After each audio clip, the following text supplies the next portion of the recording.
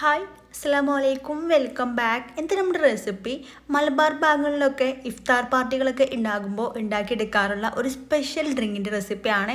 അടിപൊളി ടേസ്റ്റാണ്, ഭയങ്കര ഈസിയാണ് ഉണ്ടാക്കിയെടുക്കാനായിട്ട്. വീട്ടിലുള്ള കുറഞ്ഞ ഐറ്റംസ് മാത്രം മതിയാകും. അപ്പോൾ ഇതെങ്ങനെ ഉണ്ടാക്കിയെടുക്കാൻ നോക്കാം. അതിന് മുന്നായിട്ട് ഈ ചാനൽ ആദ്യം നിങ്ങൾ കാണുന്നുണ്ടെങ്കിൽ നിങ്ങൾക്ക് ഇഷ്ടമായെന്നുണ്ടെങ്കിൽ പ്ലീസ് ഒന്ന് സബ്സ്ക്രൈബ് ചെയ്ത് സപ്പോർട്ട് ചെയ്യണേ.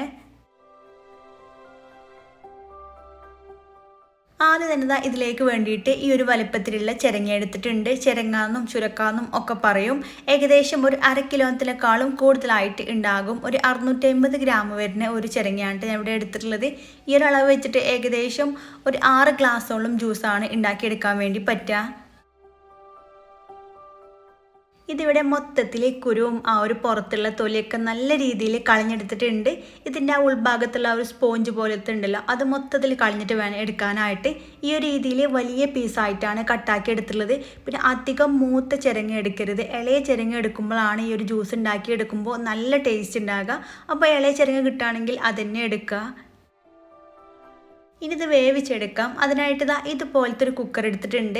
ഇതിലേക്ക് ഒരു കട്ട് ചെയ്ത് വെച്ചിട്ടുള്ള പീസ് മൊത്തത്തിൽ അങ്ങ് ഇട്ട് കൊടുക്കാം.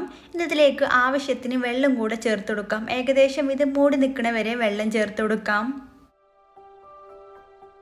ഇനി ഇതിലേക്ക് 2 നുള്ളി ഉപ്പ് ചേർത്ത് കൊടുക്കാം. ഉപ്പ് ചേർക്കുമ്പോൾ ഒരിക്കലും കൂടി പോകണ്ട. ഇതിന് മധുരം ഒന്ന് ബാലൻസ് ചെയ്യാൻ വേണ്ടിയിട്ട് 2 നുള്ളി മാത്രം ചേർത്താൽ മതിയാകും.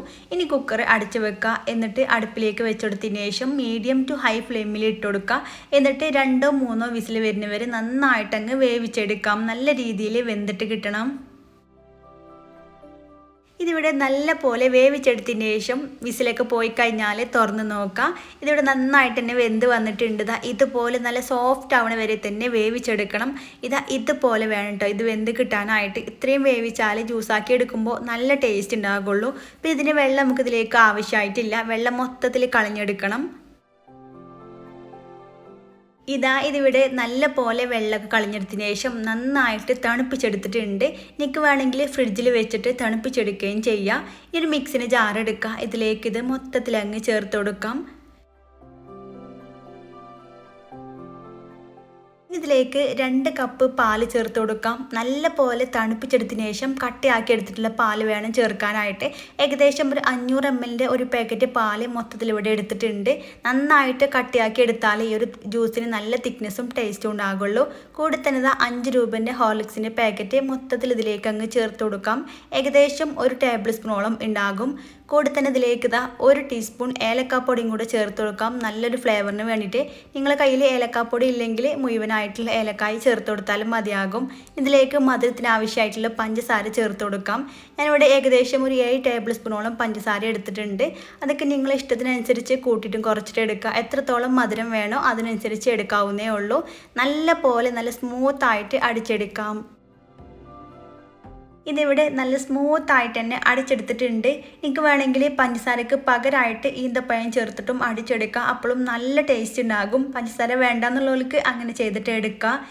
ഇതുപോലെ ഇത്രയും തിക്കായിട്ടാണ് കേട്ടോ ഈ ഒരു ഡ്രിങ്ക് ഉണ്ടാകുക. ഇതിലേക്ക് കുതിർത്തിയെടുത്തിട്ടുള്ള കസ്കസും കൂടെ ചേർത്ത് കൊടുക്കാം.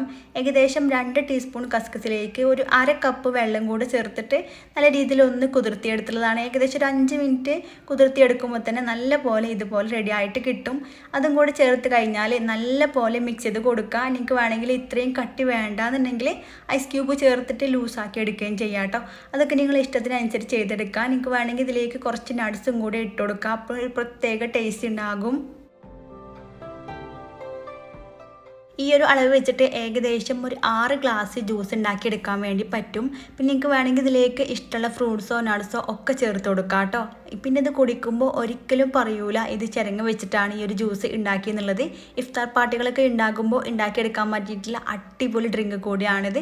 പിന്നെ വീട്ടിലുള്ള സാധാരണ എല്ലാവർക്കും കിട്ടുന്ന ഐറ്റംസ് മാത്രം മതി ഇത് ഉണ്ടാക്കിയെടുക്കാനായിട്ട്. ഞാനിത് അതിൻ്റെ മുകളിൽ കുറച്ച് ബദാം കട്ട് ചെയ്തും കൂടി ഇട്ട് കൊടുക്കുന്നുണ്ട് കേട്ടോ.